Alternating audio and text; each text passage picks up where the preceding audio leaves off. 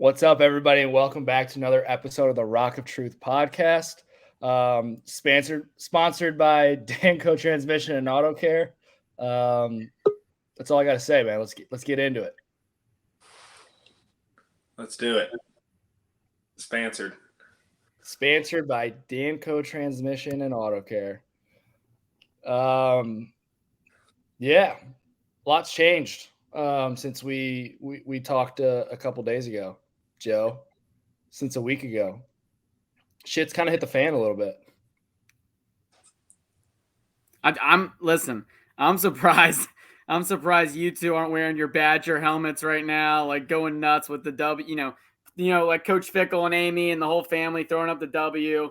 I'm surprised that's not going on right now, but we'll get to that. You're the one not wearing any Bearcat gear. I came from a rehearsal dinner because here, and I'll tell the fans something real quick. I was at a rehearsal dinner, okay, actually supporting a UC baseball coach. Actually, he's getting married tomorrow. Shout out Lee Sponseller. But I was at a rehearsal dinner, and a lot of former Bearcats, current Bearcats were there having some conversations, and I was being encouraged, that I would be the voice of Bearcat Nation tonight on this podcast, and I would be the voice of reason for the fans, the great fans of the city that I love and that I feel like I'm one of. And I thought I needed to be here tonight to go toe-to-toe with two great men, great former players, but we might just have some disagreements tonight. So I felt like I needed to be here and put on for my city. I never got to wear the jersey or wear the gear, but tonight I feel like I'm wearing the helmet. Like I'm running out of the tunnel in Nippert Stadium taking on you two. And I feel like you two you got Bucky the Badger on your back screen. Like I know what this is about tonight, and I'm ready to put on for my city. So I'm here. You've thrown up the W and referenced the mascot name 2 minutes in. I think you're just getting a little jealous, or I think you're the true Badger over there, Joe. You both know that's not true. Let me honestly, like, former players, like, seriously, I want to hear your guys' thoughts. I mean, like, both of you, I want to hear your thoughts on the hire. I mean, I'm sure you guys are happy for your former coach. I'm not gonna, obviously I'm gonna have a different perspective because I'm a fan. You guys are players, but I just want to hear, as former players, like, how you feeling. I know Royer was upset the other night. I don't really feel like you two are as upset as he was, but I just want you guys to talk about it. Sopko, you've coached and played for him, so I'd like to hear both your thoughts. Yeah, I think it sucks. I mean, I was completely caught off guard, to be completely honest. It was something that happened so fast. I feel like, Pete Thamel or whoever mentioned it. Somebody put it out there at like 10 a.m. and I felt like by noon it was like, all right, he's gone. And I saw something. I was like, yeah, whatever. His name always pops up. He's the hottest name. I didn't expect him to go.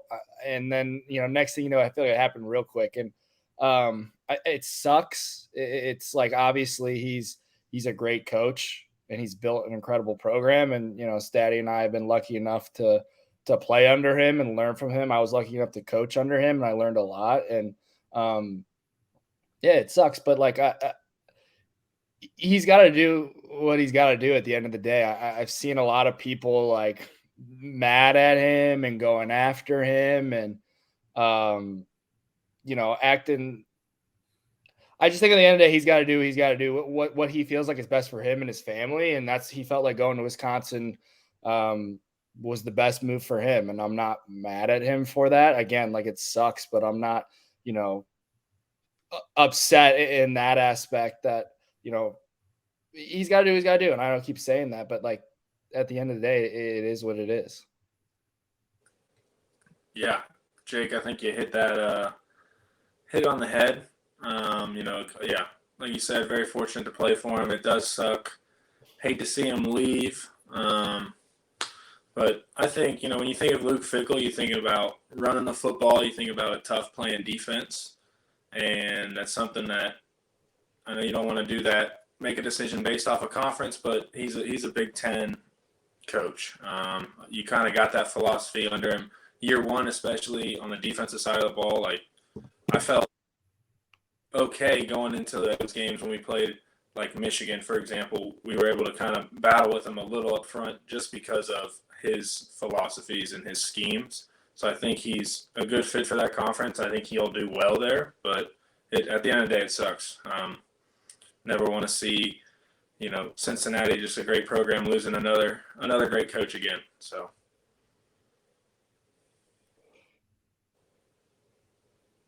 We don't really know. I've heard different things of why he left and whatnot, and there's a lot of different like speculation and whatnot, and it's tough. And I think we all know that Ohio State for him is probably the end game. I think that's kind of everybody's always felt like. I think that's his dream job, right? I just feel like that's kind of what everybody seems to think, and he's not going to say that out loud, and I've never heard him say that out loud. But I just feel like everybody. Ohio State's a huge program. He's a legend there as a player. He obviously coached there forever, and I think Ohio State where he wants to end up. And at some point he's going to try to get there. And maybe he feels like going to Wisconsin and coaching back in the Big Ten, and that's the best way to get back to Ohio State. Maybe he doesn't want to go to Ohio State. Maybe he wants to coach at Wisconsin for the next 30 years and then retire and whatnot. But at the end of the day, I mean, I've seen people like upset and kind of like coming at him, like, how could you do this and all this stuff. And I don't know how fans, I understand they're upset and they're mad and that he's gone, but like, what is he like? He came here. He's the winningest coach of all time. He did it really fast. He built a program, an incredible program. He took us to a college football playoff. I don't think we'd be going to the Big 12 if he wasn't here. I mean, he did a lot for this program, and I think to try to like come at him as he's leaving, I think is kind of bullshit. To be honest, that's kind of the only thing that's upset me that I've seen is people trying to come after him for leaving. And I understand why they're upset. I'm upset too, but don't act like, I mean, what he didn't come in and do an incredible job and kind of, build a program that was really down before he took over. Am I wrong in saying that, Joe? No, I not really. I don't think you're completely wrong in saying that. I do think that I think we've talked about this enough over the week via text, right? Like, I think first off, Staddy makes great points. He is a good fit at Wisconsin, right? Like, big offensive lineman, running the football. I think it's probably easier to recruit great offensive linemen at Wisconsin than it is Cincinnati just because of the history of it. I think same way here. I think it's easy, starting to become easier to recruit great defensive backs and tight ends, right? Because you can go over this long list of history of players that succeed at these positions. But Wisconsin's known for great running backs, great offensive linemen. That's how he likes to play. Physical defense, right? Like, I think it's a good fit. I agree with Staddy. I also agree with you. Like, I think ultimately he is a big reason we're in the Big 12, right? So we can thank him for that. He's a big reason we're in the Big 12, and he's also a huge reason we're getting an indoor practice facility. You didn't even mention that. So we could go on and on things we are thankful for him doing. I think for me, like, I'm thankful for those things, but I'm also now like to the point where it's different for you guys, right? Because you played for the guy, so you're going to root for him to have success. That's okay. I'm not. Like, I'm going to root against Wisconsin for 12 games next year. Like, that's just how I'm like, and I'm sure a lot of fans are going to do the same thing as me. Like, I'm not going to root for the guy to succeed. I didn't root for Brian Kelly to succeed. I didn't root for Butch Jones to succeed. I didn't root for Mark D'Antoni to succeed. And I'm not going to root for Luke Fickell to succeed either.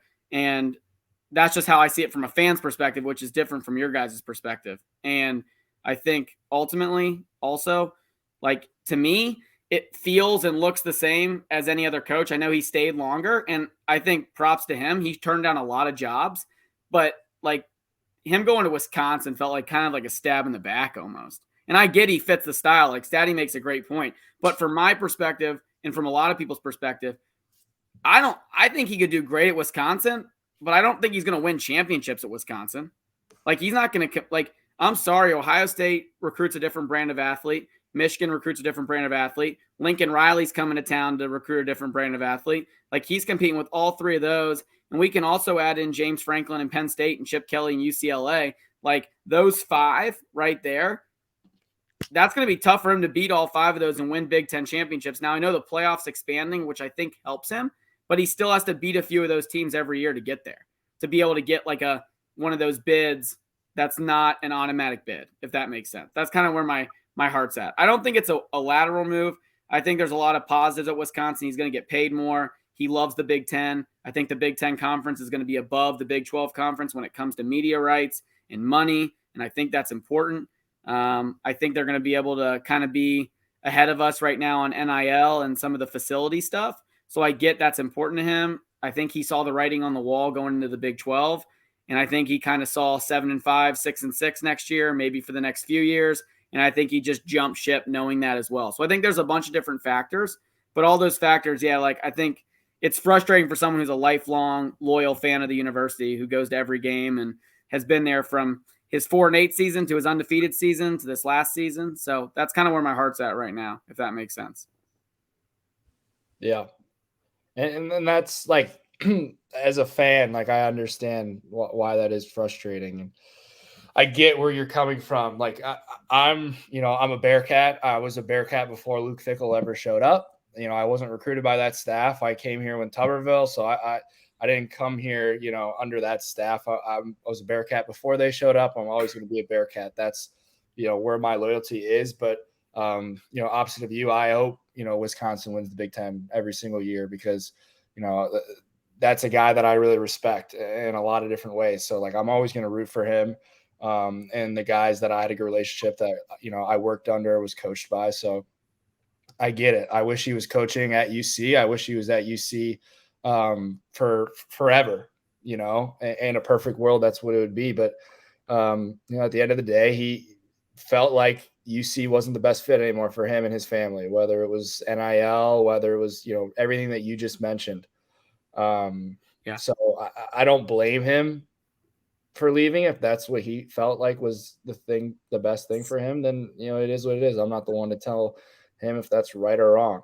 See, but I see it like, so I see it through your guys' lens, like where I disagree with you guys because I'm a fan. I also understand where you guys are coming from. Like, and I don't know if I've really acknowledged that in our text this week. So I think I've just been mostly being sarcastic and being, just a jerk to both of you about stuff like all week just because I'm pissed about it. But like when Mick left for UCLA, like I had really good friends that worked under Mick on his staff. I had cousins that worked in the building that he treated with like the greatest respect and like that loved him. And I think he loved this place and he was here for 14 years. And maybe I might be a little bit too much, but like I know a lot of fans couldn't stand Mick and rooted against him when he went to UCLA. And I think there was a lot of other factors that played into why he left that people don't really know or understand. But I think ultimately like that led me to have a softer heart and kind of root for Mick that year he was in the NCAA tournament when he was making that Final Four run.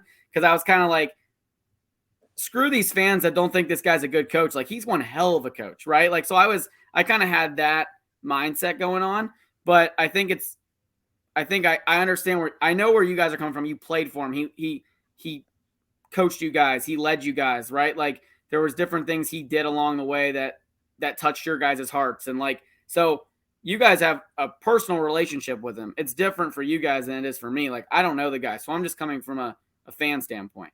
Now, Kirby here in the comment section, he makes a great point, and I think we need to talk about this.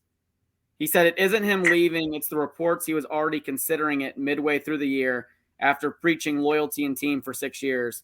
He jumped ship right before we hit the big leagues. I definitely think there's something to that. Now, I don't know where your guys' thoughts are on that, but just the rumors of him interviewing after the ECU game, sending Amy up there, the whole interviews of all this time, him being like, I live under a rock. I don't know what's going on. Like, that was kind of a load of crap, right? And I honestly believed it for the longest time because I really did feel like he was pretty out of it for the most part, but maybe he wasn't. Maybe I have no idea. And maybe Wisconsin was just a job he kind of fell in love with. But what are your thoughts on that? I mean, I think how do I sound? Do I sound a little bit better? I think no, you sound like shit. I can understand you though. But all right. Sorry. What's up? Are you on your laptop? I don't know what I'm doing. You guys I- carry. Dude, I can hear him though. Like, at least say your point and then get on your phone or something. I'll be back. Okay. All right. I guess to cues me up for it. The reports about him, like the ECU stuff, is that what you're talking Yeah, about? because listen, this is what he did. Okay. And it's truth, right? He was here. Okay. He's in the midst of, I mean, at that point, they're still in the midst of go win an AAC championship. Like everything's in front of them. Everything's in front of them, right? They can still get to a New Year's Six bowl, all that kind of stuff. After the ECU game,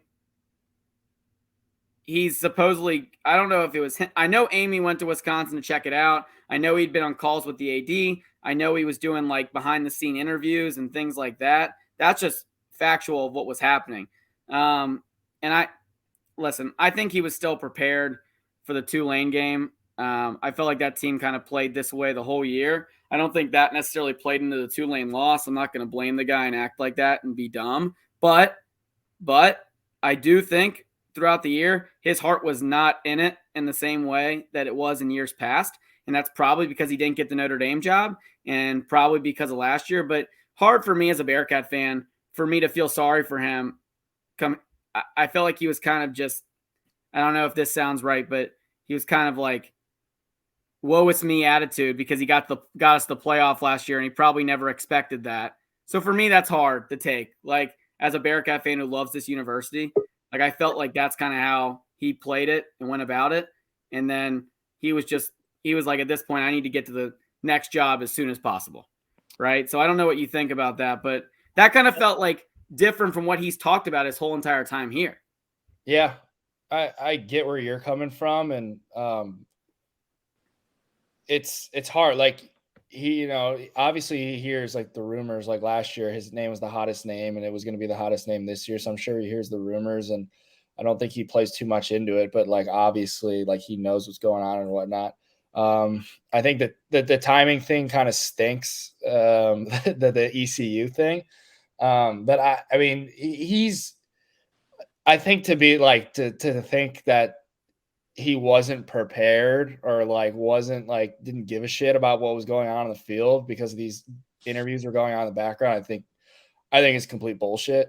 For anybody to say that he was like checked out and they're not in the building, then like quite frankly, I don't think anybody has a right to say that. Like if I asked like players, I asked people in the building, like, did you like even have any idea that was going on? Like, did anything feel like something was up? And everybody was like, no.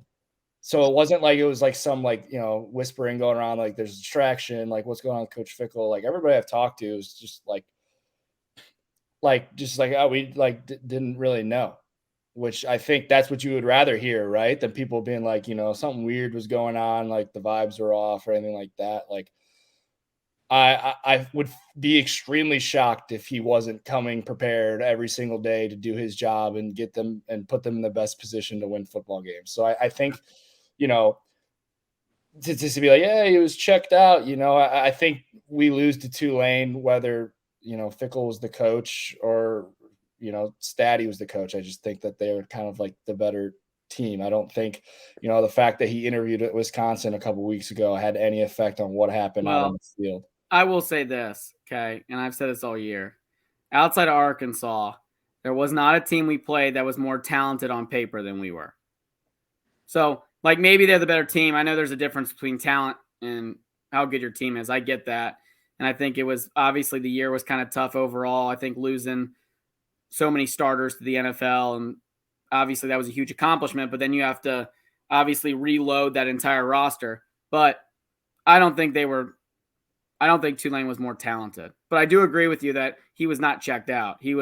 I'm sure he was coaching his butt off still, but obviously there was definitely some distractions going on for him and his family as well. I think that plays in for any normal human being. Yeah.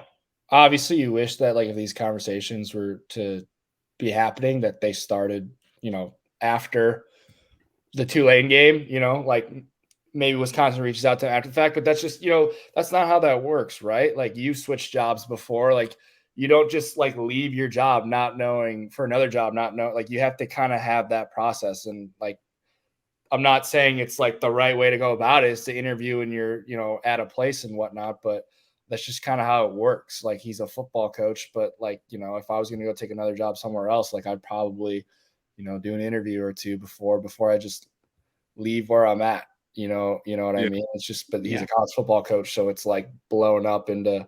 But I get it. Like I understand why that pisses people off, but like that happens every single day in everyday life for everybody else.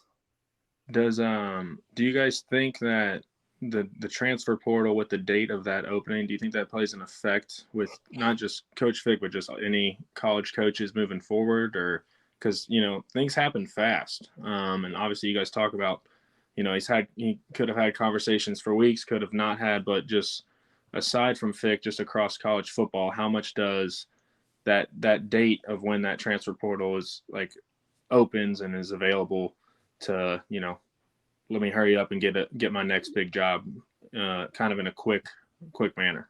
They need to hire a guy by Sunday. Exactly. It's huge.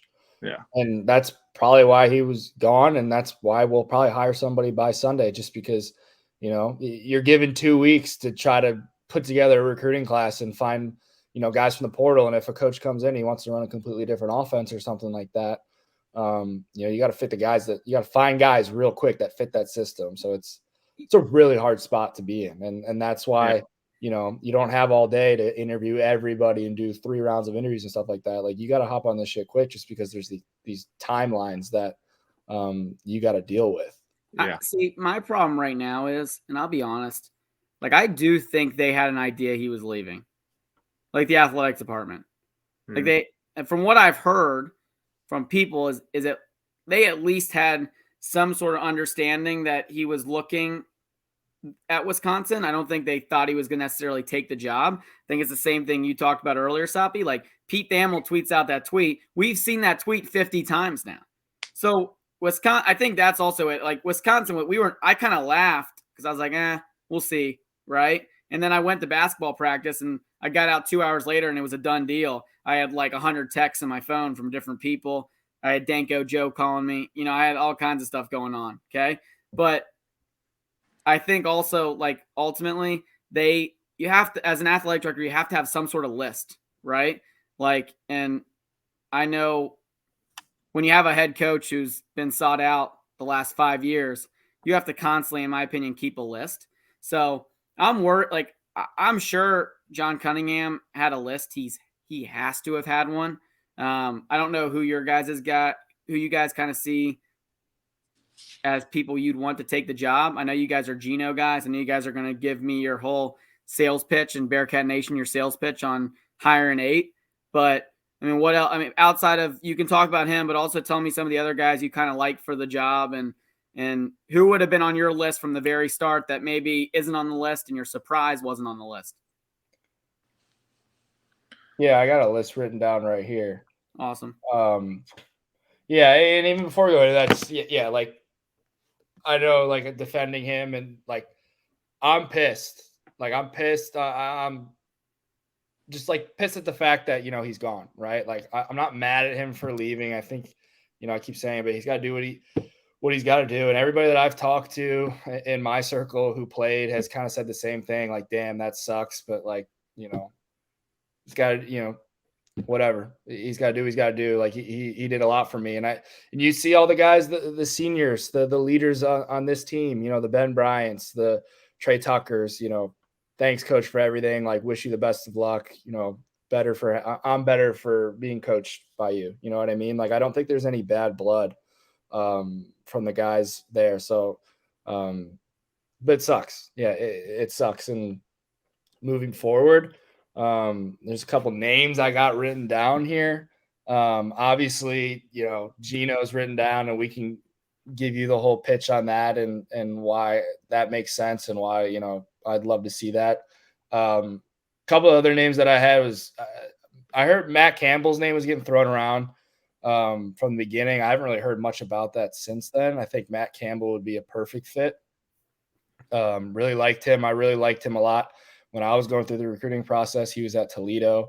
I know he's an Ohio guy. He's really respected. I don't know if he's already taken his name. Does he take his name? Campbell's out. Campbell's out. Well, I liked him. I think it makes sense, but Campbell's out. Tom Herman, I know he took the FAU job. He's out. Herman's out. Herman's out. Brian Hartline, I know people talk about him. He's out. Hartline's out. I like Sean Lewis at Kent State.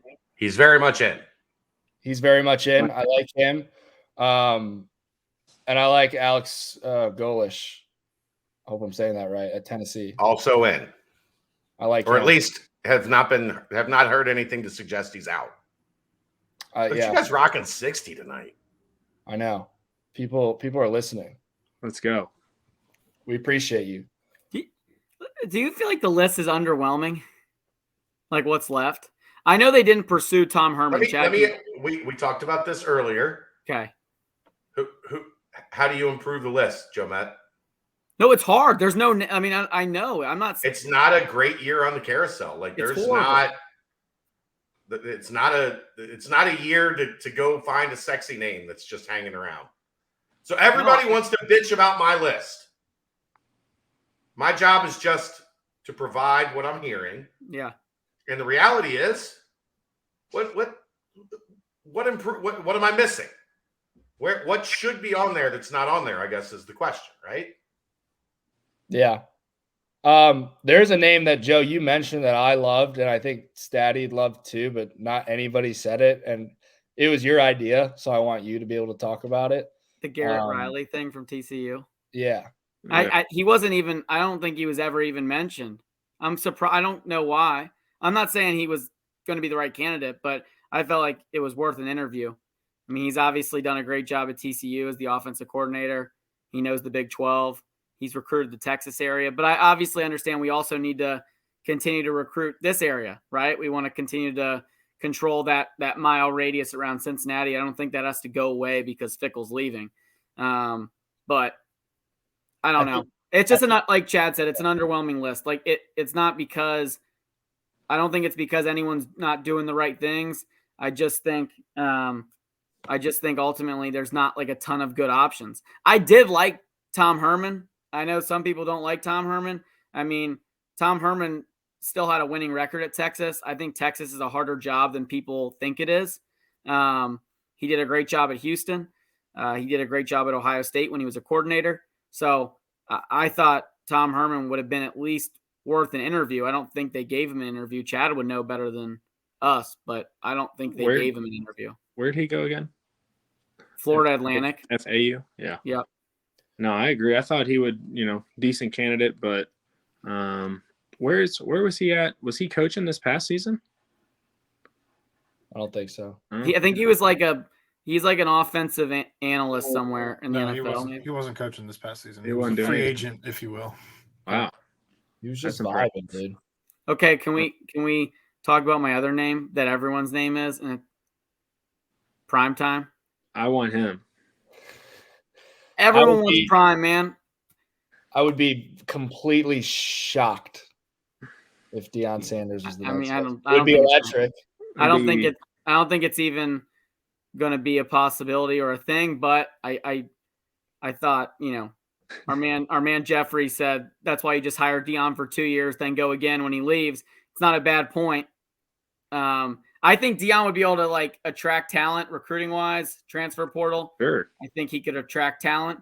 I think, people, he's done a good, they were pretty disciplined this year. I watched a few Jackson State games just to kind of watch. They weren't they're a disciplined football team. I know he's got great coordinators around him. I'm sure he could get great coordinators around him at Cincinnati. I don't know how great of a coach he is, but he wasn't bad. He's got to be a decent coach to be winning the way he's winning at Jackson State. They're disciplined, they do their job, all that kind of stuff. But I was intrigued. I was hoping maybe he'd get an interview. I don't think it's going to happen, but I thought I'd at least bring that up, the one time I can on this podcast. It would be fun. It would be fun to watch. And like you said, I'm sure he could recruit like hell, and it would be interesting to see how it goes. But I have a hard time picturing that as a fit. What do you think, Staddy? It's hard to picture him anywhere, though. I would counter that with, I think obviously it's hard for us because I think deep deeply we do want him. Like, who doesn't want Deion Sanders? Just, that, like you guys said, draws a lot of attraction, a lot of attention. But I'll be surprised kind of wherever he goes. I think if that list of the 3 schools is true, I don't see how he doesn't end up at South Florida. I know we talked about that a little bit, but no, that would be incredible. I mean, the guy got College Game Day, went to Jackson State, didn't they? Yeah. So, I mean, Deion puts asses in the seats. That's a fact. Here's my other point on Deion. While I think the pool for coaches and who we're going to hire might be a down year, I think in the same regard, the Cincinnati job might be the best job open right now at this current moment in the country. And I know Colorado is open, but I think that's harder to recruit there than Cincinnati. I think especially going into the Big 12, I know it might take some time. I don't think we're going to win a ton of games next year, but I will say this job should be sought after. I don't know. I think it should be sought after by I guess as many candidates as possible for who wants a head coaching job. So I'm just kind of sitting back. I've been reading, obviously go read Chad's boards and stuff like that. He's got all the good scoop and the good information.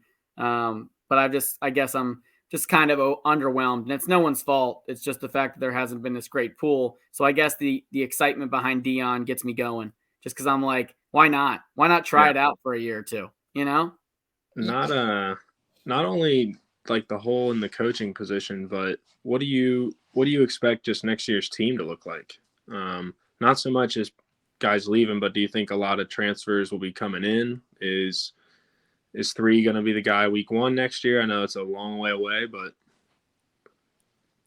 what do you think? Before we even get to that, I just want to put it out there, like, the sexy hire isn't always the best hire, right? I think everybody gets like the flashy names, like all this stuff. Like, I think we've seen a lot of times in all realms of professional and college sports, the big name goes somewhere and it just doesn't work out. And so I want to put that out there that, if we bring in, it's got to be the right guy who can come in, has to obviously kill the interview. It seems like having ties to Ohio is something that's super important. Based on all the names that have been mentioned, they all, for the most part, have some tie to Ohio. So you don't want Urban? You don't want Urban, Soppy? I don't even want to go down that road. Is Urban in play? I haven't heard. No, he's not in play, but I just wanted to talking about sexy hires. I just wanted to.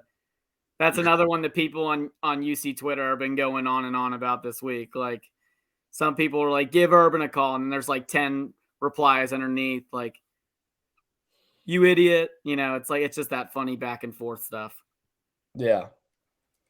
I don't know. I mean, I don't know anything more than anybody else does. I think it's just somebody who's got to be able to build off what we've done, establish the culture, and every coach is different and has a different viewpoint. And hopefully you got somebody who can kind of, mix in what we've been doing, what's made us successful, and then, bring his own flavor that he thinks is best for his team and what he wants that to look like. And I think what I've been saying all week, Jake, kind of think what you're trying to get across is, we need a guy that can actually coach that's coming in here. Soppy, we've got experience under a guy who didn't give a shit about, football at all and wasn't even at practice, like, to a guy who is running individual drills for every position that's on the football field. So I think that was a big change for us in the shift of the culture. So I understand the flair of what these coaches did as players, what they could do as recruiters, but I think as a head coach, you need somebody that can be hands-on and is coaching just the scheme and the philosophies of football more than just, I understand recruiting is big, but if you can't, develop players, then I don't know if the head coach role is the right spot. What about somebody who's like already familiar with the culture, familiar with the guys, like familiar with the city, has shown to be able to like develop 2-star and 3-star guys in the NFL draft picks. What if we could who's a great recruiter? What if we could find a guy like that, Joe? Do you know where we could possibly find somebody who meets all that criteria? Hey, I'm going to start with this, okay? And it might be a little bit The long. players absolutely love, who the recruits absolutely love. Would you say they're getting shown love all over Twitter recently? Like maybe even current players are hyping them up. Maybe even post players are talking about how much of an impact he had on them and how, he did so much in their development. If we could find somebody like that, that would be awesome. I think you got to ask Nine who we should have, who he'd want to have. Yeah, we should probably hire whoever Desmond Ridder wants us to hire, right? Yeah. I mean, he was so good, so. Yeah. How do you feel about that, Joe? I mean, I get it from your guys' perspective. I think we're heading into the Big 12. I don't think this is the AAC anymore. I think it's going to take a really, really good football coach to get us back on track. I don't think with what we have right now, he's just gonna step in and win next year because the culture is going to remain similar in some ways. Has he done enough like as a coach and as a coordinator? Now I know as a head coach, we've talked about this over text this week, creating culture, all that kind of stuff. He obviously gets the culture. He loves Cincinnati. If he's the guy, I will root like hell for him every single week. I will not root against him one time. Just in the same way of every UC coach, you're going to root for them as long as they're here. But I don't know. I don't know if he's done enough or to be the next head football coach taking us into the Big 12, if he's ready for that. That's a big task, dude. What's your criteria for somebody who is ready to be a head coach? Do you need somebody who's already been a head coach? I think you made a great point earlier. Like, you kind of convinced me, to be honest. I was kind of on the Heartline train, and you kind of convinced me to get off the Heartline train. Just because I kind of thought about it, and I was like, well, if we're going to hire Heartline, we might as well hire Gino. He's already got the locker room. So they're not going to hire Heartline now, right? And I think you convinced me to take Gino over Heartline. I don't necessarily want the offensive coordinator from Tennessee or the defensive coordinator from LSU, right? Like, if you're going to hire another coordinator, I'm kind of all on board with just hiring Gino too.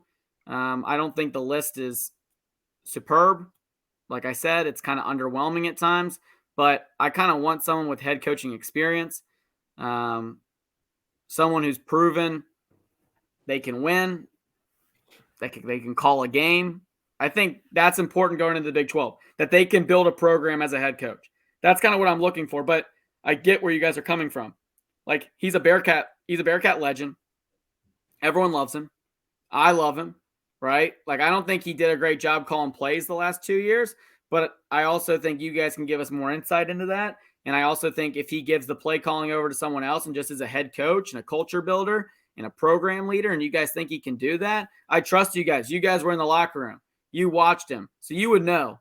But sometimes players don't always know what's best too. I think we got to admit that as well. Like, while you guys think that and every player thinks that, sometimes that isn't always what's best too. I'm not saying that's the case here. I'm just saying that that's been something in the past historically with other programs, Worked out for Notre Dame.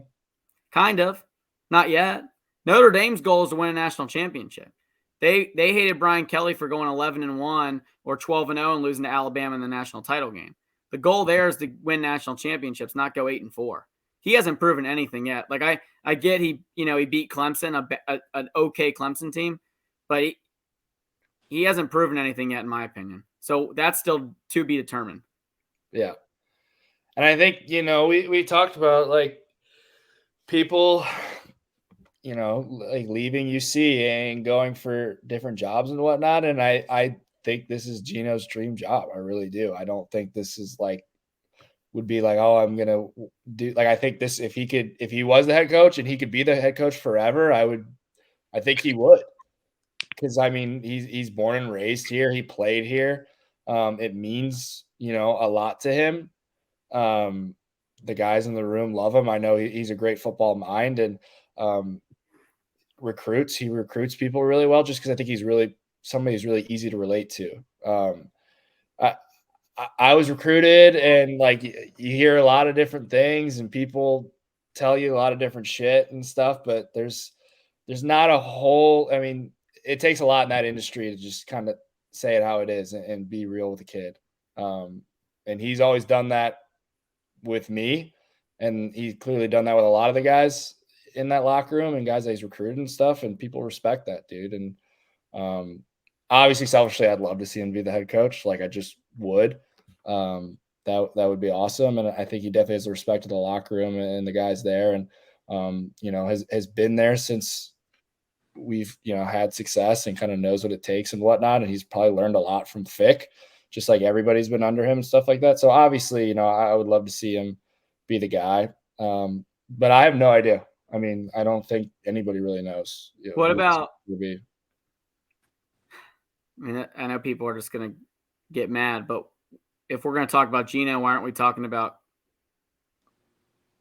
Kerry? Yeah. I know Kerry is an extremely good motivator. Like extremely good. If you ever like listen to him talk, like he can motivate. I mean, he can motivate anything. I mean, I honestly, he's a great motivator. I think he cares deeply about the kids, the players. I think he cares deeply about this city and this university. I think he's always wanted to be a head coach in college football. I'm not saying he's a better candidate than Gino, but I mean, if we're going to talk about Gino so much, why are people not talking about Kerry? I guess that's like also something I don't know. You look at his most recent years coaching, he's kind of been hopping around a lot of different places, and I think he's going to want to be with Coach Fick. That's my opinion. I think he's stepped up for the staff to be that interim coach, just because, like you said, he is a great motivator, has passion for the game, and probably loves the heck out of the football team that he's got. But I just see him finishing out the year and then going and headed to Wisconsin. Yeah. What's this, like, my question for you guys too, and I think this is fair to bring up. Like, this job is not the same job as it was in 2016 when Coach Fickell got hired. No. So that's what I think I'm kind of frustrated with. And once again, I know, like, it's not like there's a ton of guys out there we can just go get that might be interested. But I guess that's what's frustrating. Like, this job isn't the same job as it was in 2016. I feel like we're about to hire the type of guy we would have hired in 2016. And obviously that worked out well for us last time. It could work out well for us again, right? Like, but I also think we need to think about, are we hiring the best candidate? Like, we have to, like, we got to trust that. I guess we got to trust that John Cunningham's going to hire the best candidate, hopefully. I don't know. I mean, that's he's the one in the rooms talking, having those conversations. That's a hard thing to figure out, but we won't know probably for a few years, knowing what we know going into the Big 12 and what we're going to have next year. But that's something I've been thinking about. I completely agree, Joe. I mean, when Fick was coming to take over, it was, we're 4-8, our coach is yelling back at fans. Like, it just was a mess, right? There was no culture. We were simply a football team. That's all it was. And so I totally agree with you. It's a completely different job because so many of those guys in that locker room just have seen what the culture is. And I think being a guy maybe from a lower level school or somebody doesn't have experience with a big time program and a well-run program, it is going to be hard to come in and win that locker room over when, you look at it, what was the record this year?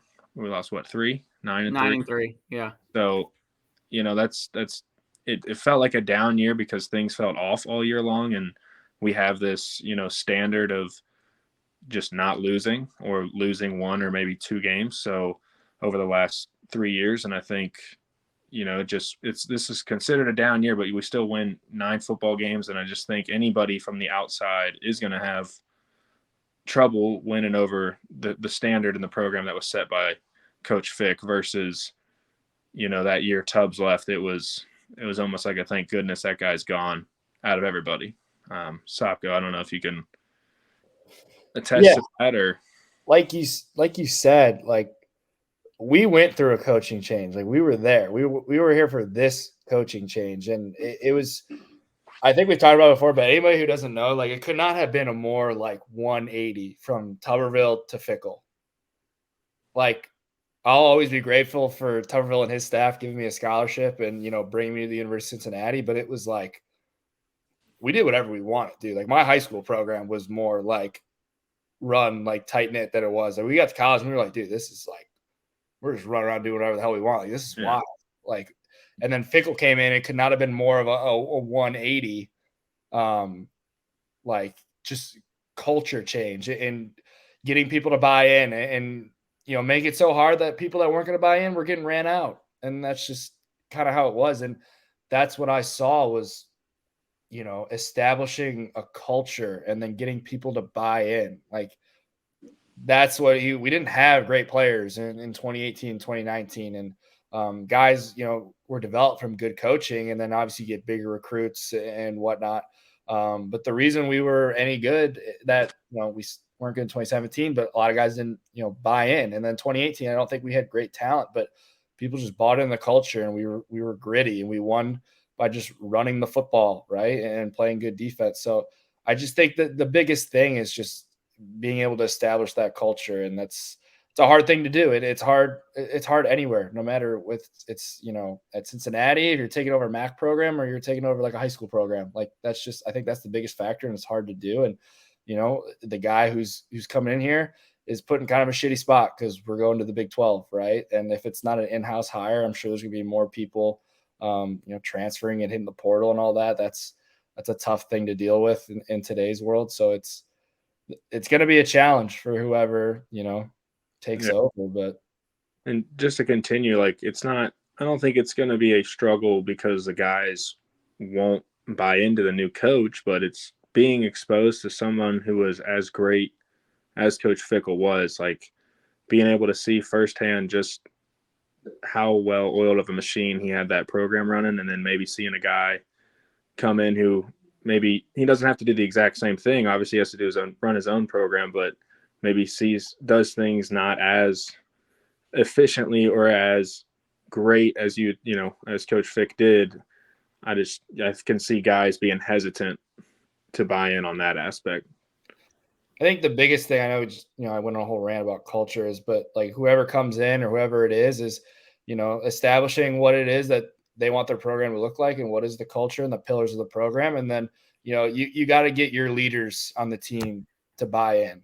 That's the biggest aspect. So if you can get those guys who are going to be seniors next year, get them to buy in, like sit down with them, make sure they understand why this is important. And then those guys are the ones who lead and it trickles down, right? That's the good teams that we've been a part of. That's kind of how it worked. It was the Josiahs, the Desmonds, the Garrett Campbell, like all these guys that were great leaders. And it started with them, right? It started with them. And then, the younger guys buy in and it trickles down. Yeah. I don't know. I'm just going on like a whole rant now. Who even knows what the hell we're talking about? What else do you got for me, Joe? Who do you want them to hire? Who do you want them? If you were John Cunningham, who would you hire? I don't know. I honestly don't know. Like, obviously, I want Prime. I'm not going to sit here and act like I don't, but I know that's just a dream. It's not going to happen. So I personally want, like I said, I kind of want someone with head coaching experience. But if you're going to hire a coordinator at this point, just go ahead and hire Gino. Like, if you're going to hire a coordinator from another school, you might as well keep some of these recruits together, keep the culture together at some point, and just. But my thing is also, is Gino going to have good assistants around him? It's not like he's been around a ton of different places where he knows a ton of people. Like, some of these other coordinators might know a lot of people. I think the coordinators matter. Your coaching staff matters. Chad, what do you got, brother? I've got an interesting scenario, Joe Matt. Okay. Get my mic over here. Got my new, if you're looking for a Christmas present, got my new black fresh black Bearcat Journal hat ready to go. 513shirts.com. You just go into drop down under partners. You can get the red. Tell them Staddy sent you. It's a good plug. You can get the red. You can get the black. Good merch plug. I want to know what this guy's got. Alex Golish. Okay. Yep. Okay. UCF has gone away from what made UCF, right? Alex Golish was their offensive coordinator prior to that Gus Malzahn coming in. Yeah. What's your take on potentially going to the Big 12, stealing UCF's identity, and becoming that, pass happy spread, throw it all over the place, still have a good running game? Like, I think Golish is interesting for that alone, right? Like, just rubbing it in UCF's face. This is what you used to have. Now we took it from you, and now we have it. No, I think it's a fair point. I do. I mean, I think he's really good. I agree with you. I think he's good. I do like him. I think after you saying that, I like him more probably now than I did before. No, that does sound good. I think there's going to be whoever it's going to be, there's going to be some growing pains the first few years.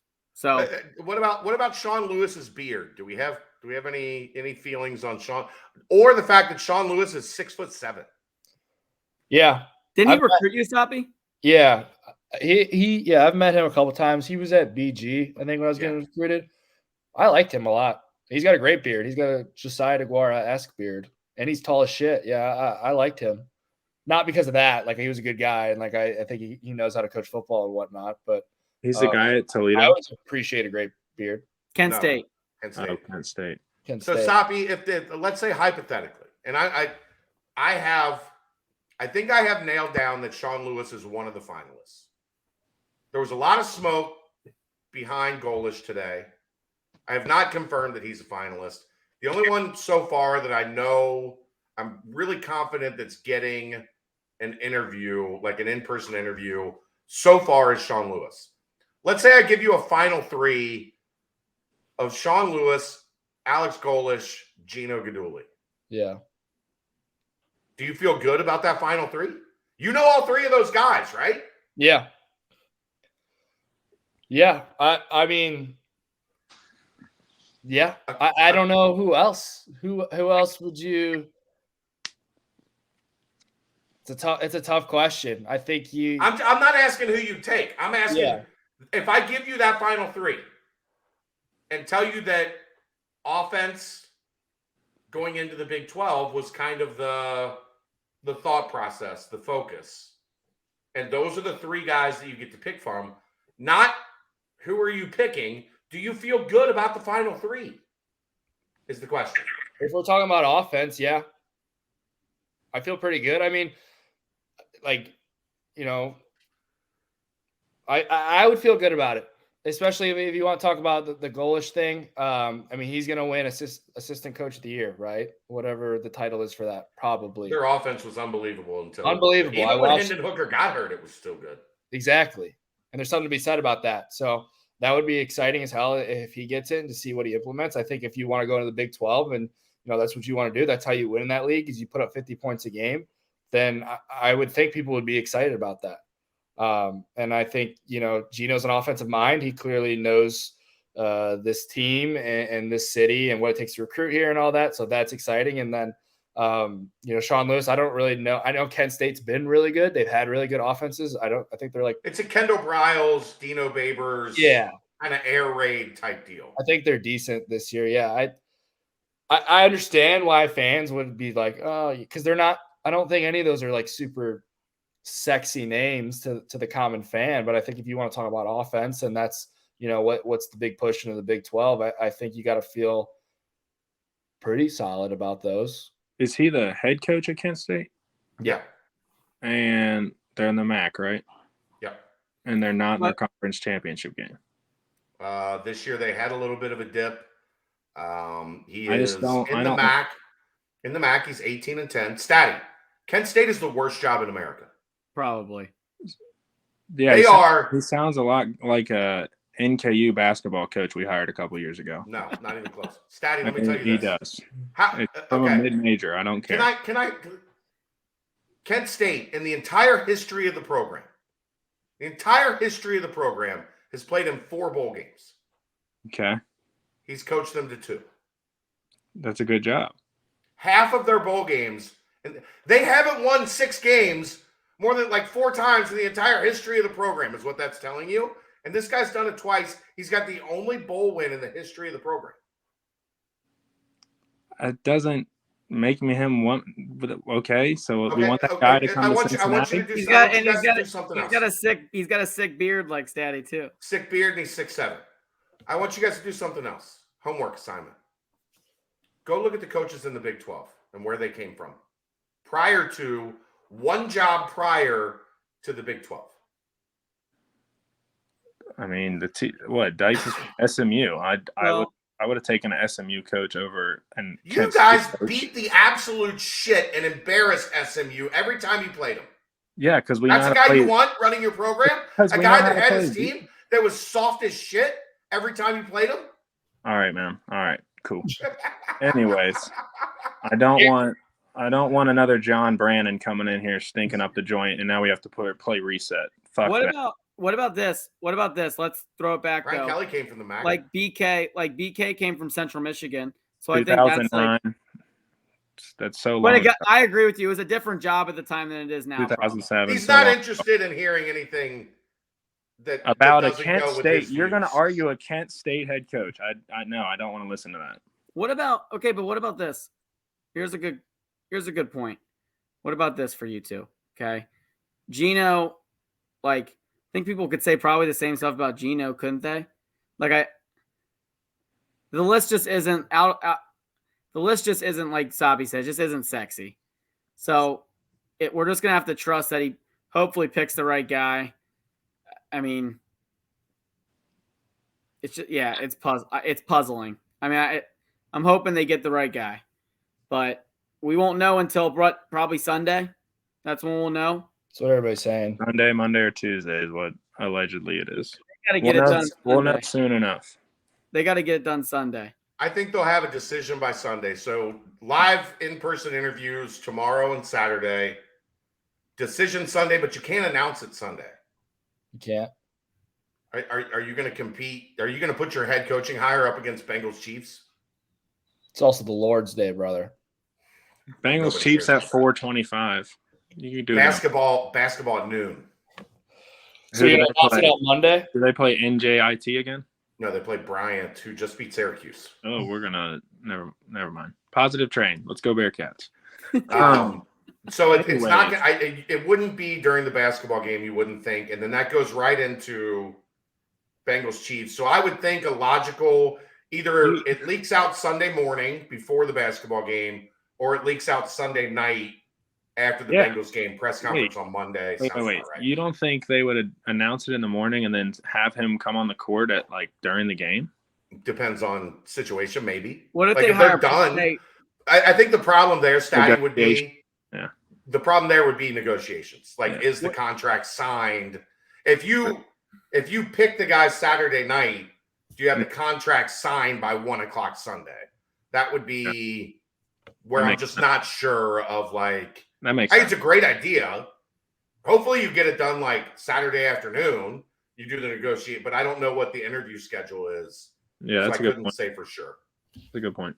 I just know you don't want to compete with Bengals Chiefs because nobody in this town is going to give a shit once 4:00 Sunday hits. What about here's my thing, and I know you're going to be on board with this, Chad. When they hire prime time on Sunday, I'm in. You think he'll be wearing Bearcat gear and they'll announce him midway through the Chiefs Bengals game Sunday, the place erupts in Paycor Stadium? No, I don't think that would ever happen. Soppy, look at you, dude. You're like that'd be awesome. The Bengals don't give a shit about the Bearcats. I'll tell you that, Joe. You're right. Oh, I'll tell you that right now. But look, here's the other thing I said. The only reason I don't think it's prime time, that's not John Cunningham. That's not. Soppy and Staddy can attest to this. Like that's not his personality, and it's not like it's just that's someone you have to work with every day. The head football coach is the most important job in the university. Would I hire primetime? You're damn right I would. Would Mike Bone have hired primetime? Mike Bone would have had the fake chains on and the sunglasses and the do-rag. Like, he would have been primetime. Like, he would have gone to Jackson State and like he might have walked there to hire primetime. I just don't think it's John Cunningham. I don't think in a working relationship, I don't think they cross. I wish they did. I wish it was a different, but it's like any other profession.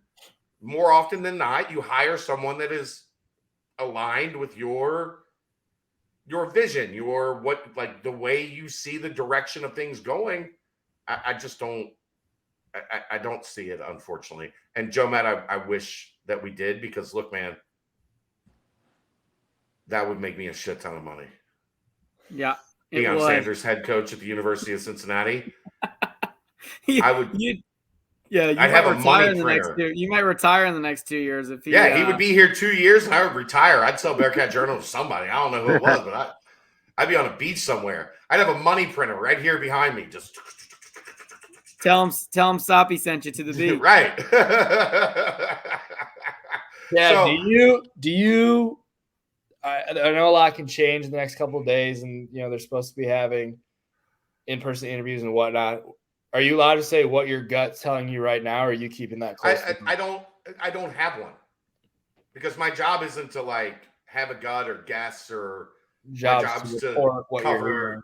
Yeah. So I have to keep myself, and I've learned that over the years doing these. Like, when you get emotionally invested, you see it. You don't see it as clearly. So I can't have a favorite. I can't pick. I have to just, where does the information take me? Follow that, get to the finish line. And then when we get to the finish line, I'll have all kinds of fucking opinions. I have more opinions you can shake a stick at. But I just don't think it's healthy in the moment, because I found myself doing this. Like, when you think back on searches past, then you start looking for confirmation bias. Yeah. Like reports that align with what you're thinking, people that align with what you're thinking, and you lean towards those. And then when you get to the finish line, usually you're wrong.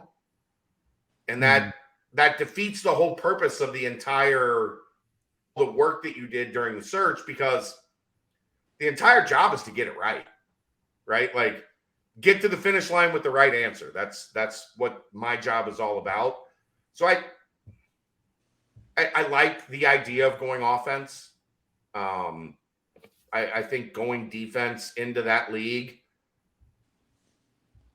I don't know that you score enough points, especially initially, until you have your bearings and you figure out, like, okay, this is how we stop the Texas Tech offense. This is how we stop the Baylor offense. Like, how do we recruit and position to stop all of these things? I think the best answer is just go out and score as many damn points as you can. And, look at Iowa State this year. Matt Campbell is defense first, right? Like, he's a hardcore defense guy. He lost 7 games by 1 score because they just didn't have an offense that could put up enough points to keep up. Speaking of offense, why do you think the name that Joe Matt was talking about hasn't been touched? Because he has no Ohio ties, the Garrett Riley? The thing there that was interesting to me, and this was a conversation I had with Dave that does the BCJ podcast with me. Why wasn't there any other interest for him in this cycle? Like Texas State and some of those like schools down in the Southwest. And maybe it's because he didn't have any interest. Like, maybe he's making, and that's the weird thing about college football now, Joe Matt, is that you can make so much more money as a coordinator at a place like TCU. Like, Sean Lewis, I think, is making $455,000 as a head coach in the MAC. Brian Hartline's making $900,000 as a wide receiver coach at Ohio State. Yeah. So you don't have any reason to drop down to that level. I wonder if it's just age and experience for Garrett Riley. Like, I think it's coming. it doesn't feel like there's many people in the industry that think he's ready. And maybe that's an error on their part, but it's, you know how that stuff is, man. Mm-hmm. All it takes is like, you know, Garrett Riley's in the mix at Colorado, right? And then everybody's like, oh shit, well, Colorado's interested, then maybe we should. Like, sometimes it's just as simple as that. I see it with recruiting all the time. All of a sudden a kid gets a mid-level Power 5 offer. Yeah, well, no, the Arrington Page thing was more everybody was flocking to see Isaiah Collier. And they just found out about him. And then they saw Page and how much he had improved over the past year. But to that point, like after the first offer, everybody else is comfortable. Okay, now we can jump in. Yeah. So there is some of that, of course. But I wonder if that's kind of the thing with Garrett Riley. Is it just he hasn't had that first team jump yet, or at least put him in their final 3 and he gets the in-person interview to kind of push him forward. Because there just wasn't, as I was doing, he was a name that was on my list to vet. And you just didn't get the feeling that he had kind of advanced to that point yet where people were really talking about him as like a serious head coaching candidate. Yeah. So the people you're hearing, just to recap, is Gino, Carey, Golish, and Sean Lewis. Well, I'm not giving away the whole hot board, Soppy. That's how I make money. You got to go to BearcatJournal.com for Hot Board 3.0. Yeah. But I brought a couple names so that I could further the conversation here on the Rock of Truth. You guys got a big crowd in here tonight? Like, I know. I'm trying to give them some good information. What's 50% off BearcatJournal.com right now for a whole year. Just go to the website and hit join. You can get 50%. Staddy, Soppy. I know. Okay, let's ask. I want to ask all 3 of you real quick. If you had to pick, I know you 2 want to pick Gino. If you didn't pick Gino, who would be your pick? Prime time. I told you that. If I didn't pick Gino, I would take Golish. Okay. Same. I like Golish. I mean, I love Prime. You guys know that. But I like Golish too. I like Sean Lewis a lot too. I know Staddy is ready to punch me in the face because he doesn't. Staddy's out on Shawnee Lewis. He's out. If there's a guy 6'7" with a good beard on campus, I might have to hire somebody to tackle him or something. Smuggle him until the weekend. Look, I like the Bryles offense. No, I'm sure he does a great job, but I think how Joe's talked about, it's just so much of a different hire now than it was when we got Fickell that I just think bringing in a guy who's not even in his own conference championship game is a step back. I would also say, guys, I'm not putting out a top 3. Yeah. We're having a conversation. I just asked Soppy as an offensive guy. Those are 3 names in the mix. Yeah. Would you be happy as an offensive guy if those 3 were the list you were looking at? Now, I did not in any way, shape, or form say that was my top 3. So calm down, everybody. Chad, I'll bring this up though, and I'll back you on this.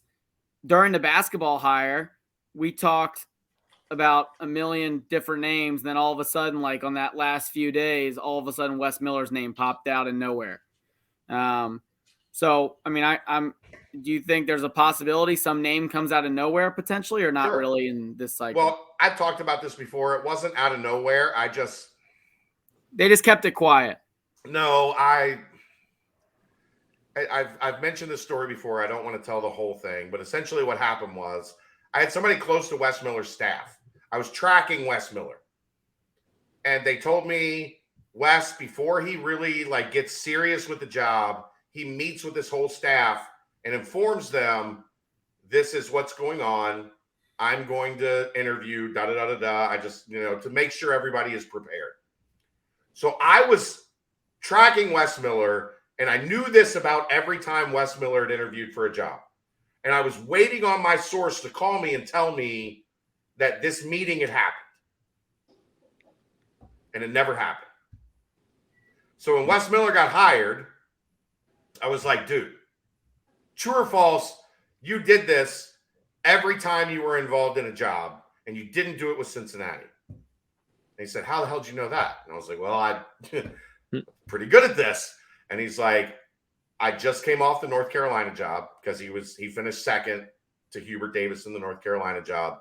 And he was like, I didn't want to put that stress on my staff like 4 days later that I had just come off the North Carolina job. Now Cincinnati's interested. I didn't want to like stress them out again, that same week. So I didn't have the meeting. I just went and did the interview with John Cunningham. If you would have done the meeting, I would have had it nailed. But because the meeting never happened, in my mind, it wasn't as serious. Then he's not doing the thing that he has always done. Yeah. So it can't be as serious as some people are saying that it is. Boy, luckily I got it right at the end and got him on there in version 4 and version 5 of the hot board.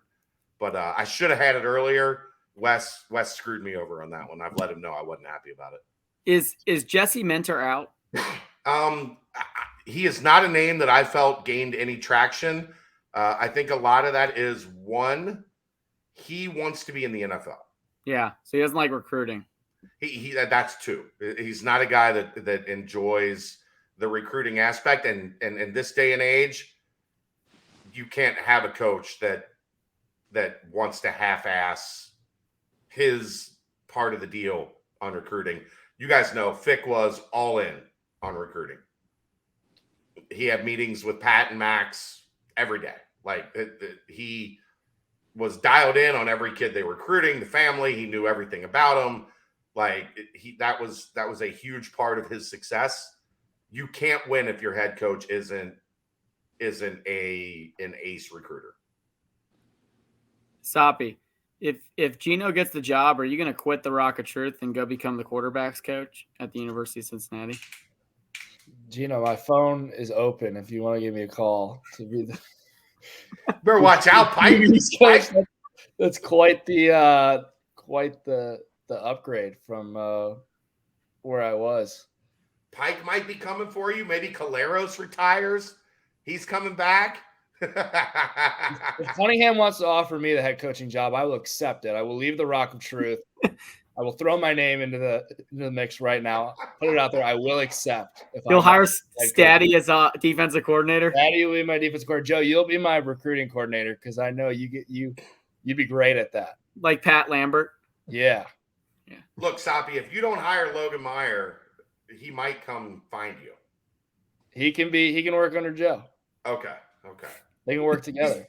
He's the recruiting coordinator at Auburn now. Maybe you hire Logan and then Joe is like the Max to Logan's Pat. Maybe. We'll see. I don't want to get all my secrets until my interview. You know what I mean? Yeah, you're giving away your card. Yeah. You're going to keep you'll keep Carey, you'll keep Walt. Yeah, I'll keep Carey as my DC. Anybody who played at the University of Cincinnati, if you want to be on my staff, you got a spot. You got a spot. Hey, D'Lo, go get D'Lo. I'll bring Armand back to the receivers coach. Soppy will never have to worry about me leaving the University of Cincinnati and taking another job. You won't. You know that's true, though. You never. That's part of why I'm so mad at Fickell. Like, I'm just trying to find a guy that loves this university the way I love this university. You know? That's why I don't think you're ever going to find that. It's going to be hard. But one can keep dreaming. I've kind of stopped the dream. The dream's I've given up on the dream. There might be one already. Dreams, kid. There might be already one in the building, Joe. And he's your least favorite. No, he's. Listen. If he gets the job, once again, I will be in section 110 next year, and I will get a number 8 jersey and wear it. Okay, I will get a number 8 Gino Guidugli custom-made jersey and wear that thing to the games next year. If he gets it. #hire8 on the back. Yes, I might as well do that too. Can we get that on your forehead? A tattoo. Neck tat. #hire8. Tongue tat. I mean, these other coaches that have left us, but by this point, I've just become accustomed to even thinking, even if 8 gets a job in 3 years, he'll be out. You know, like someone will offer him $9 million, $10 million, he'll be gone. I mean, You guys need me, or can I tag out here? I want to give it back to you guys. You're good. Staddy's been giving me the side eye for half an hour now. So. I need the golden flashes energy out of here. No, listen. Can I say something real quick? Can I just give like a background story? Yeah. Okay. A little bit off page. Okay. I feel like we've had some good energy tonight, but ultimately, like this Fickell thing, like this is, in my opinion, it's bad timing. It's horrible timing. And I think that's probably the hardest part is, like we've talked about, the coaching carousel is a little bit underwhelming this year. We know Cunningham's not going to hire Prime, right? Like there's not going to be some huge splash in the next hire. And I think that's where a lot of the frustration comes from. But like for someone like me, as a lifelong Bearcat fan, like I'm trying to put you guys in my shoes here. Like, so my great grandfather was a professor at the University of Cincinnati. Okay. My grandfather ended up being on the board that hired Bob Huggins. He ran a hotel downtown where he hosted all the away teams. So that's how he kind of got connected back in the old days, was when he would run these hotels. If like when the Conference USA and the Midwest Conference opponents would come in, they'd stay at his hotel. Right. So like, my mom grew up, my grandma and my mom and her siblings and all her cousins, like all my aunts and uncles, they grew up like loving Bearcat sports, right? And this is when Bearcat sports are not good. Like we have to like, Bearcat football was bad. So my parents were going to Bearcat football games before there was a thing back in the day when Huggins was here, where in order to get basketball tickets, you had to buy football tickets in order to get basketball tickets, right? Like, just to look at how big Cincinnati football has grown in the last 20 to 25 years. There was a time 20 plus years ago where you'd have to buy football tickets in order to get basketball tickets when Huggins was there back in the heyday of the Jordan era, right? So this was like a thing. So I grew up like I'm born a Bearcat, right? I'll die a Bearcat. Like there's nothing that can change that for me. And it doesn't matter like what happens, what goes on. I'm always going to be a Bearcat, a loyal Bearcat. I'm going to support the players, support the coaches. I'll say, my piece if I think someone plays bad or a coach doesn't do this right or that right. But that doesn't mean I'm not going to keep supporting those people. But I think what bothers me and what frustrates me is growing up a Bearcat fan. We've seen this over and over and over and over. And I think for some reason, some odd reason, I probably shouldn't have believed it. We started to believe the fact that like Fickell, he was going to stay, right? Like he loved this place. And until Ohio State came open, this was the job. He wasn't going to leave this place. He was going to grow it to be what he thought it could be. He told us all this BS, right? And we started to buy into it and believe it. I'm not saying he didn't ever believe that. But that's what hurts. So as a Bearcat fan and from the fan base, from myself, that's what hurts. I think it's like this idea that we actually, for some reason, started to believe for once, man, we might have actually found someone that appreciates us, appreciates this place. And I think it just all got torn to shreds in the matter of minutes on Sunday afternoon. And I think it's going to take a long time to process. So that's where I'm at. I'm disappointed. I'm sad. I'm upset. And I'm hurt. Yeah. No, I get that, Joe. I get that. And I feel for you. Clearly you're hurt. I think we're all hurting. I just hope that we can find somebody who has that same love for the university and has just, Cincinnati roots, and it means something more than him. If we could find somebody like that to take over this program. And we've got loyal Bearcat fans in the comments here. We got Leiter, we got JD. I mean, look at these guys. They're lifelong Bearcat fans. They blood, sweat, tears into this thing. They're upset. They're hurting. It's gonna be hard for us, Soppy, to root for the Badgers. I'm just telling you that, man. I'm not saying you need to go root for the Badgers, dude. That's not what I'm saying at all. I'm hurt. I'm sad too. It sucks. I'm a Bearcat. I was a Bearcat before he got here. I'm always going to be a Bearcat. That's my alma mater. But I've had the best years of my life, thus far have been at that university. I'll always love it, and I'll always root for us. And I just, obviously I want Gino to be the coach selfishly because my relationship with him, I think he would do a great job. But, whoever they hire, I hope he comes in and does a great job and, takes us to where this university can be. And I'll always have, respect for Fickell for a lot of reasons and whatnot. And I'm going to root for him. And, at Wisconsin, but I'm a Bearcat at the end of the day, heart, in my heart. And I want us to do well, whoever it is. So I get it. I get that it sucks. I don't disagree with that. I just don't want people to forget, like what we were able to accomplish the past couple of years and the big reason why a lot of that was accomplished. For sure. For sure. What do you guys got any like parting thoughts or anything to give to Bearcat Nation? At the end of the day, Jake kind of hit it a little bit. When you look back, initial thought of Brian Kelly is how he left before probably the program's biggest game to that date, arguably one, definitely a top 5. And I think when you look back on Coach Fick in a couple years, it's going to be, that's the guy that I was able to see, I was able to go see my team play against Nick Saban and Alabama and compete for a national championship position. So it sucks right now. It's easy to focus on the negatives with all these reports coming out of he said, she said, this happened, yada, yada. But, once the decision's made and once this mull's over, I think people are going to, settle down a little bit and change their perspective and really reflect and just appreciate, what Coach Fick brought. But I'm excited for the new change. It's exciting. I'm still, I was a Bearcat fan growing up before I was a player, and being on the other end and being coached under Coach Fickell, obviously it's hard to get too upset because I do understand. And like Soppy says, get it. He has to do what he's got to do. And, but Bearcat for life still. So wish him the best of luck, but I'm ready to see what's going to happen. Ready to see what shakes. It's beautiful. Next week, we're going to be talking about a new head football coach of the Cincinnati Bearcats. That's crazy to think about. We would have never thought that a week ago, I don't think. Maybe you would have. I didn't.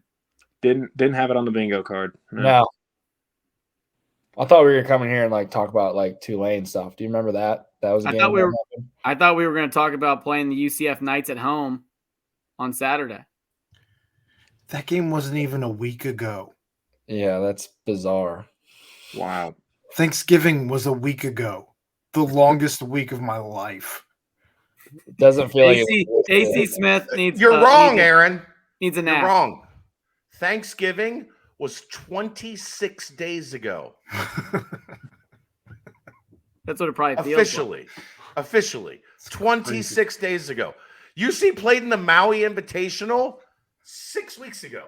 It was 6 weeks ago that happened. It's insane. Crazy. Every day right now feels like a week. It's ridiculous. I just want to sleep. Hey, can I tell you a story real quick before we get off? Should I tell them the Danko story? Can I tell you a story real quick before I get off? That's a loaded statement. You'll think this is funny, okay? You weren't on here earlier. We were talking to Aaron, but Danko Joe, our guy, right? We love Danko. He called me. Danko called me like Sunday during the Bengals game, like to ask me like what's going on, what's happening, right? And I was kind of like, I think he was looking for scoop. I'm not really sure, but I was like, man, you're gonna have to ask Chad. Like, I'm not that close into all this stuff yet, but it's just super funny. Like, I thought you'd get a kick out of that. That's great. People come to the Rock because we know what we're talking about, man. Hey, look. You guys did a month's worth of like work tonight on the Rock. Yeah. You got a new audience base here tonight on the Rock. We did a lot. Great, yeah, hopefully people come back. Hopefully they're like, I just listened to the Three Stooges and wasted an hour and a half of my life listening to those idiots. But hopefully some of them are like, oh, I kind of like their takes. It's interesting. It's Thursday, right? We should sound decent. Yeah, you're doing good. That's a great show. It's one of my favorite shows from you guys, aside from Staddy wanting to stab me in the neck. But like other than that, just with that golden flash, it's coming. You guys got championship weekend gambling stuff? We have to, right? Let's throw that out there. I didn't even think about that because we had might so much to talk about. Let's give some picks for some people before we hop Go ahead on. and just run down the board. There's not a lot, right? Yeah, let's just do it. Can we get it popped up? Can we get it ESPN pulled up by chance? Just a slate. I got it pulled up. Can I This is awesome. I've got my picks if you want me to take over here. I'll you guys see this? Let's go in order. Yeah, heck yeah, man. All right. Utah versus USC. What's it at? -2.5 USC in Vegas. No Tavion Thomas declared for the draft. Is he not playing in the game? No, that's what I'm saying. He declared for the draft. I think he was hurt. He did something with his thumb. I think it was his thumb. I saw he tweeted. What do we got? I think Trojans. Yeah, it's Trojans. I like Caleb Williams. Yeah, I want them in the CFP. I think it's gonna be a good game, but I'm taking. Hey, you taking them to cover? I'm gonna try and do a 6 leg parlay this week on the last college football weekend before bowl season. I'm gonna try and pick every championship game money line correctly, and we're gonna see what happens. Okay. I mean, I've gotten so many picks wrong. You might as well have fun with it on the last one. Here it goes. Okay. USC money line, TCU money line, Georgia money line, UCF money line, Michigan money line, and I'm gonna go with Clemson money line. So a lot of favorites there, but hey, trying to take some logical picks here, Staddy. Clemson's quarterback's so freaking bad. Yeah, I know. Staddy, which one do you like? I know I'm just like scrolling here. I want to go through every game. I don't know why we skipped over the mid. I mean, I don't care. Yeah, I don't care about those. This is North Texas, UTSA. Take one, Staddy. Staddy's Roadrunners, UTSA. USC. What's that number? I can't see it. 2.5. TCU's -2.5. I like the Horned Frogs. Go ahead. Give me the Bobbies. Toledo OU. Bobbies +3. They don't have their QB, but it's still been a good offense. Go Bobbies. Why not? Well, you skipped over NMSU. Yep. I don't think that's like an actual Coastal Troy. LSU Georgia. Dogs. -17.5. You taking the points? Give me the points, yeah. All right. Tulane UCF. Tulane -4. What's that? Green. They don't have their coach. Fuck. Green Wave. Fresno State versus Boise State. Boise State -3. Fresno. They have their coach. He didn't leave, by the way. So he's still at Tulane. He's coaching. Wait, really? Yeah, they hired internally. He couldn't take the job because he had the conference championship game. So they didn't lose him. He's still there. Does he just want you to have all the information, Staddy. Thank you. Hey, Chad. Even though you want to stab me, I'm still here for you. I still took the Green Wave. Chad, why is Cliff Kingsbury not a candidate? Because he's not a candidate. Someone tweeted at Chad today and said, "Why is Cliff Kingsbury not a candidate?" What about Sean Payton? Why is his name getting thrown? No, they said, "Why is he not on the list?" And I'm like, because he's not a candidate for the job. Because he's a candidate for the job, I'd have him on the list. Because he's the head coach of Arizona Cardinals. Staddy, do you think Michigan's going to cover -17? I don't. I think so. Purdue's quarterback, actually a horrible story, but he's playing for a little bit extra. Mm-hmm. Lost a family member. It's awful. So I'm gonna ride with the Boilermakers. We're gonna be rooting for that guy this weekend. The Spoiler Makers is what they call them, actually. And then Clemson -7.5 against North Carolina. Oh my gosh, North Carolina can score, so they're going to score enough to win. I'm kind of been a Dabo doubter this year. All right. Anybody I'm write not going to that go down? through all You of write this. those down, Joe? Did you write those down? Yep. I'm not going to go through all that, but my lock of the week is Purdue plus 17. I liked it before you even told me that story, and now that's what I'm riding with. I love it. This was Man, good. This is an hour and a half. This is a lot This longer was- than we usually go. We this talked was about that emotional. stuff. Goodbye, Luke Fickell. Emotional week. Goodbye, Coach Fick. Hello, 6'7" bearded Mac guy. No. Joe, I will give you all my team issue gear if that guy gets the job. Dude, I'm rooting for him to get the job. You already got all of my team issued gear. You can even have my bowl rings. You can have my Oh, dude. helmet. You can have it all. If he gets hired, honestly, if he gets hired, can I actually have one of your bowl rings? Yeah, you can. You have the military bowl one. Military bowl. I'll wear it like every episode. That's great. Gosh, please, John. I like Sean Lewis. I think he's probably going to get the job now. So there you go, Bearcat Nation. Staddy just broke the news to you. Spoiler alert. All right, fellas. Well, yeah. Hopefully next week, we're talking about whoever the hire is and prime time. I'm excited for next Thursday. Should be fun, man. Hopefully all these new fans in here are back next week at 9:00 on Thursday night. Well, we're gonna have a nice guest for him next week. Not gonna let you know who it is just yet. We'll you'll have to come back next week, find out. But he'll be the next head coach of the Cincinnati Bearcats. Just buckle up. Just kidding. Maybe we'll see. Yeah, this has been a lot of fun, boys. So if go Cats. Hey, go Bearcats. We'll see you all next week.